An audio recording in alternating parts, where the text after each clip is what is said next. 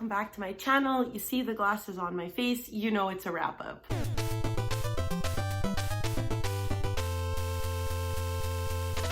So I have to be on a plane in exactly 6-ish hours. So I really need to record this. I'm not gonna edit it, but I just wanna have it filmed in case I hate it and I want to refilm it because I am going to Halifax. I'm going for work, but I will be seeing someone that I'm very excited about. But because of this, and because me and my boyfriend are such wonderful, productive people, I'm packing today in the next 6 hours. So I really want to get this sorted, done, so that it's done. The background is a mess. If you could see what I see, you would be like, oh, Jesus Lord. And then plus there's a pile of books. I want to get rid of them. So let's get into this. So if you've been watching my videos for a while, you know that I love going into some statistics. So for the month of April, I ended up reading 12 books. That came out to 4,771 pages, which is about 159, 160 per day. Not my best, not my worst, well over 100 pages, which is my actual goal for the year. Then this is where it starts to go downhill. The ratings this month were absolutely atrocious. I only read one 5-star book, which is fine. I don't always give 5 stars. I had a good couple of months there where we were riding high on more than 1 5-star per month. And I feel it slipping. I feel it slipping from me. I think I got too ahead of myself and the Lord is like reeling me back in. They're like, bitch, you need to calm down. Read some average books. And that's what happened to me this month. I read 4 4-star books, which is still really great. But then I read 4 3-star books, 1 2-star books, and then 2 1-star books this month. And that averaged out to 3.16 stars, which is, I think, the worst rating I've ever seen of my reads since I've been kind of recording my monthly reads. I really think this is the worst month I've ever done. In regards to the author identity, we have 9 female authors and 3 male authors. In terms of audience, I read 8 adult books, 2 YA books, and 2 middle grade books. And then in regards to the format, I read 2 audiobooks, 1 ebook, and 9 physical books.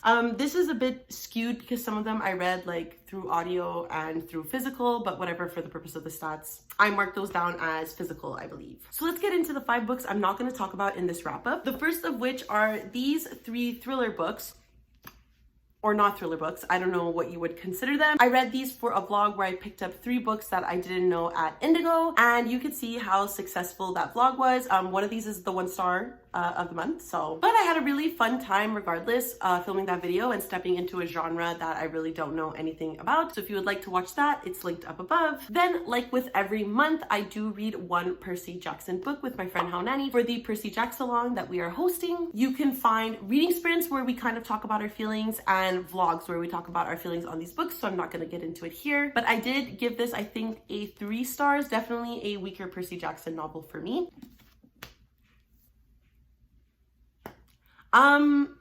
And then finally, A Discovery of Witches. I read this for my friend Lucy's book club, the Why Haven't I Read This Yet book club. I'm just gonna link the live show. You can have everybody's thoughts, opinions, and feelings there. This is my other 1-star read for the month, if that gives you anything. And I will link it if you would like to see my thoughts. I don't really have thoughts. I closed this book and I said, goodbye, no thank you.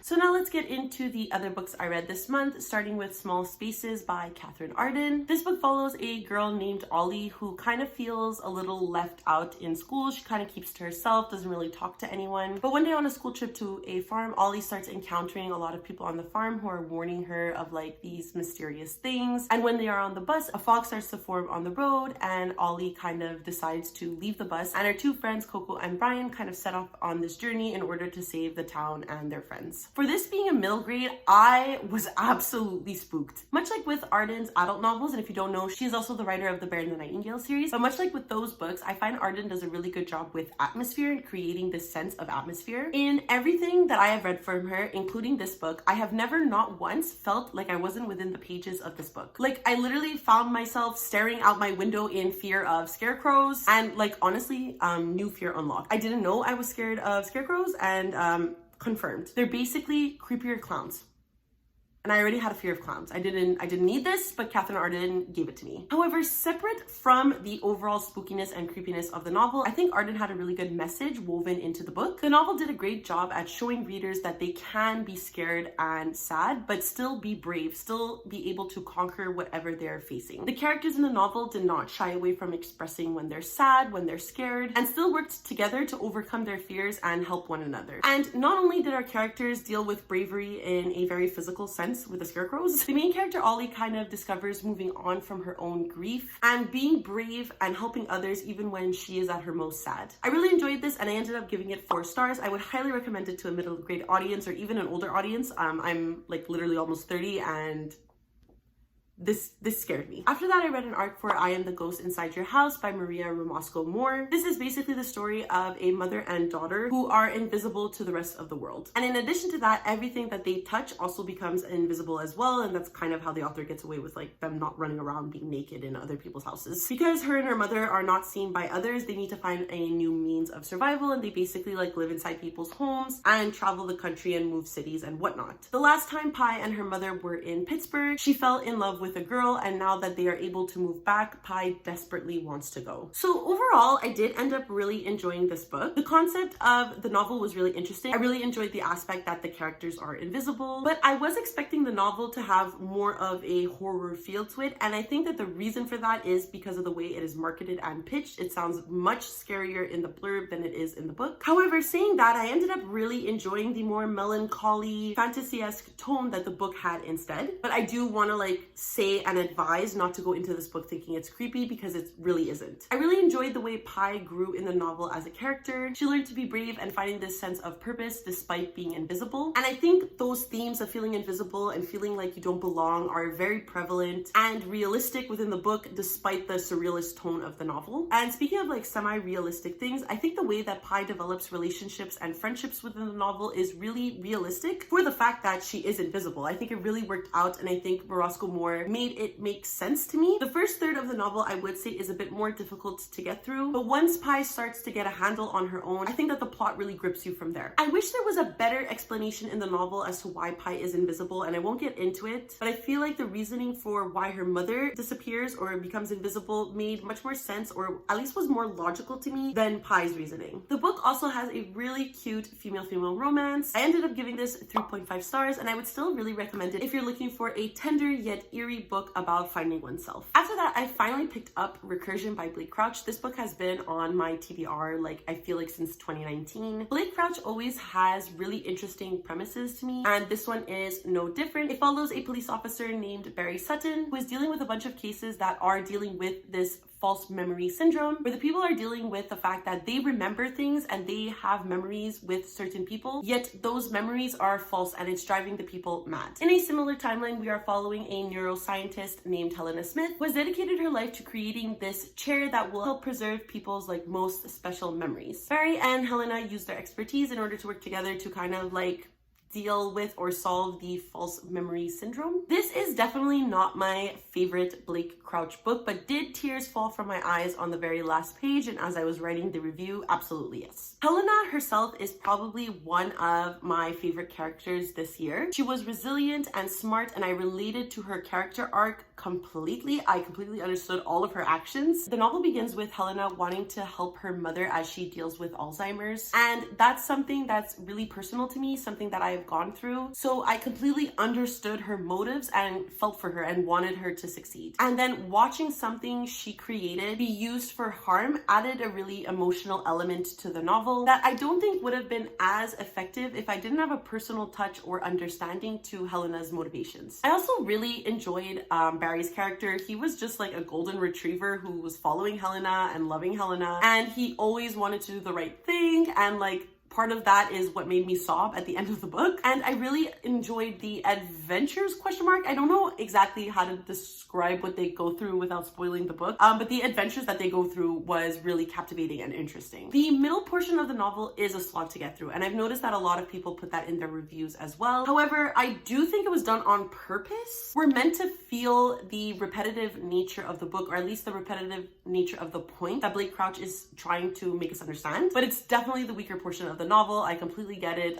It was definitely a slog to get through. Despite that, I really enjoy how Blake Crouch makes science feel very real and grounded, while also making it fairly easy for the average reader to understand, like me. I gave this 4 stars. I can't wait to read Blake Crouch's next installment. Everything I've read from him so far, I've enjoyed. I think he has the potential to become a favorite author, and I can't wait to see what he puts out next. After that, I picked up The Silmarillion by J.R.R. Tolkien. This is basically, I can kind of describe it as like the Bible or the origin story of Middle Earth, of the world that Tolkien has created. It has a lot of stories that involve the Silmarils, the rings that are created, the original like elves and gods that are in this world, that kind of thing. I'm not going to get into it because it's essentially just a bunch of short stories. But starting off this review, I definitely think I will need to do a reread of this in the future. Nothing new to me. I always enjoy Tolkien more upon reread, and every time I dive into his books, I end up enjoying them more. So it's no surprise to me that upon first reread, I thought this was pretty average. In addition to that, I enjoyed this about as much as I enjoy every short story collection. Some of them are going to be hits, some of them are going to be misses, and the average ends up being right around the middle. I think I mostly enjoyed the more creationist stories in the book, as it focused more on these really powerful beings and the struggle between power and the early struggles of good and evil between the two. And if you know that about me, you know that I love like discussions on religion, retellings of the Bible. I think that that's really interesting, and you could get a lot from looking at these types of retellings. But once the Silmarils were created towards like the middle half of the book, I started to get more and more bored of the more historic vibe of the novel. Martin Shaw did an excellent job narrating the novel. I did listen to this on audio, and I had no problem listening to it. I just think that there are some stories that genuinely didn't capture me as much as others. Like I said, this one is definitely going to be more beneficial to me upon rereads. I think I was just trying to understand and keep up with too much plot and too many characters that it went right over my head. I do want to say, however, that I love Tolkien as a writer. He's obviously amazing, and knowing that he wrote some of these stories as just like practice or world building, unmatched. He's a king. I gave this 3 stars, but like I said, could go up in the future. After that, I read this beast, European Travels for the Monstrous Gentleman by Theodora Goss. This is the second book in the Athena Club series. I feel like I talk about this series all the time.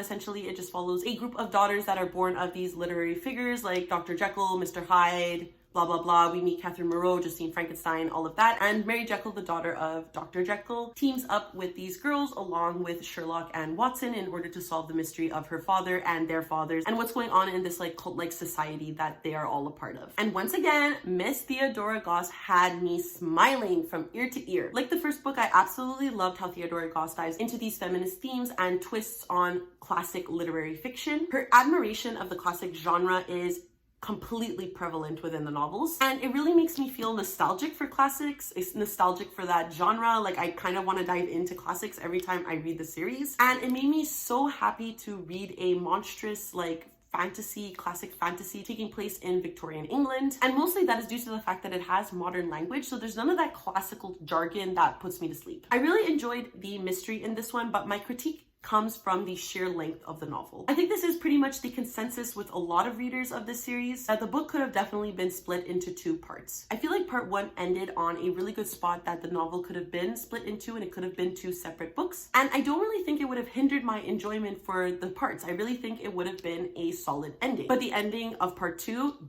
bitch, I can't fucking wait to see how this ends. Also, I realized that the audiobook narrator, this is one of the books that I read physically and through audiobook. Kate Redding is slowly becoming one of my favorite audiobook narrators. I think she does the narration in this series so well. And if you can get your hands on the audiobook, I would highly recommend it. Overall, I gave this 4 stars.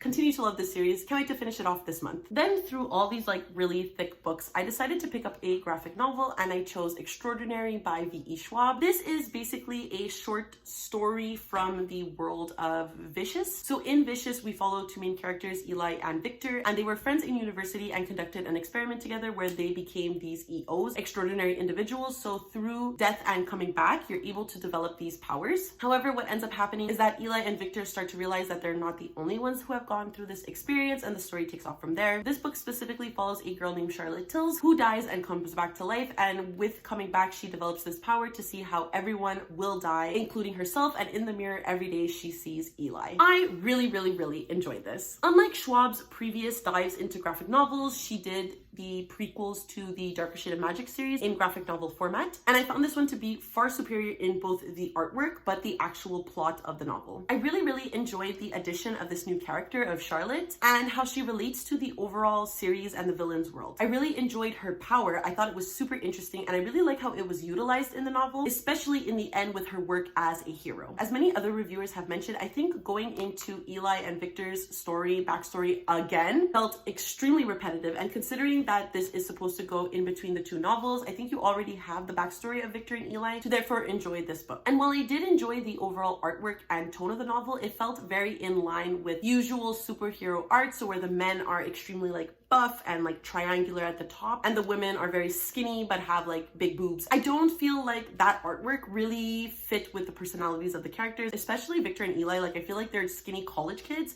I don't know. I loved Charlotte as the main character though, and if we would get more from her world, I would absolutely pick it up. If V.E. Schwab wants to continue this graphic novel series on its own, I will be there. I will be picking it up. I really enjoyed this. I gave it 4 stars, and like always, I'm just happy to pick up something from V.E. Schwab. And then finally, the last book I read this month was The Burning God by R.F. Kuang. I finally got to it. This is the finale in the Poppy War trilogy and follows a girl named Rin. At the beginning of the series, Rin is kind of going to be forced to marry, so in order to dissuade her from that fate, she studies to get into one of the top military academies in the country. Surprising to everyone, Rin gets in, and while she is studying there, the Poppy War begins. This series is extremely graphic. R.F. Kuang does not shy away from going into graphic details about the Sino-Japanese War, so if you are going into this, I would highly recommend trigger warnings, but I absolutely love the series, so it's no surprise that I loved the finale. I knew I was going to love this, and I did not doubt for a second that R.F. Kuang would lead me astray. This was a really impactful and meaningful ending to the entire series. I absolutely love Rin, Kite, and Neza, and even though I would definitely describe these books as more plot driven, I think that the way that these characters grow throughout the entire series, but especially this book, is amazing. They didn't all of a sudden become good people at the end. I think they just became larger versions of their already established personalities due to the causation of the situations that they are placed in. They just have to become themselves but more powerful. The theme of cyclical natures of history, colonialism, and religion was excellently discussed. As usual in all the books, they're always well discussed, and I always love the way Kuang explores them, especially in this book. I think it was really interesting the way religion and colonialism in particular are discussed. I won't get into details because I absolutely feel like this trilogy is something that you need to experience on your own because it was done so masterfully. Also,